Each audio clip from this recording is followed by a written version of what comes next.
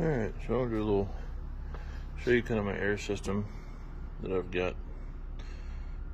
I think this came from Harbor Freight, or not Harbor Freight, Northern Tool. It's got air lines going up, and they go all the way down.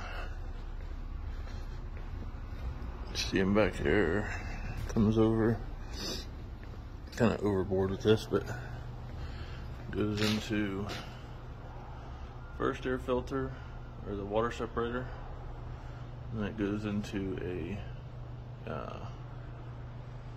air compressor, not air compressor, but a refrigerated air dryer, and it goes back into another filter slash water separator, and it comes down and over.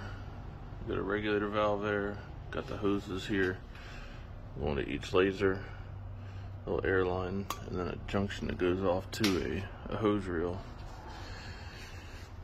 And that's what powers or gives air to the lasers and the rest of the shop, really. And on that same token, we got the exhaust system, which this is a 12-inch trunk with a 12-inch, I think it's like a 1200 CFM fan up there. I don't know the model or anything. Looks like a Georgia Pacific GP or something, maybe.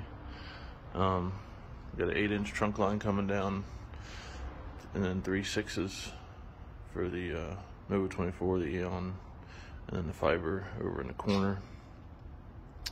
Each one has electrically controlled dampers, and they're run to switches. So when you turn the switch on, got a light that comes on, let us know it's open or it's opening, and then you can kind of maybe see it opening there.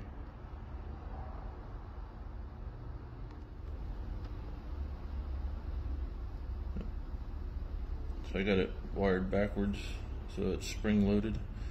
So I have it spring loaded to close. When it says open, it's actually closed.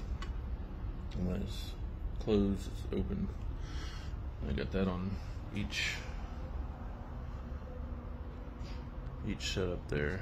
It allows me to control the air and keep everything out. Then you got a control here for the fan. Definitely don't want to have it on with the switches closed.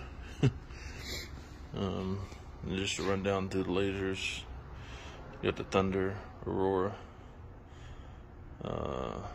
That's an OMG.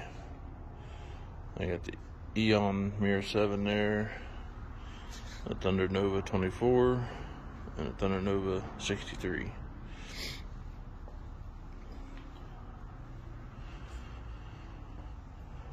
And just a quick shot view.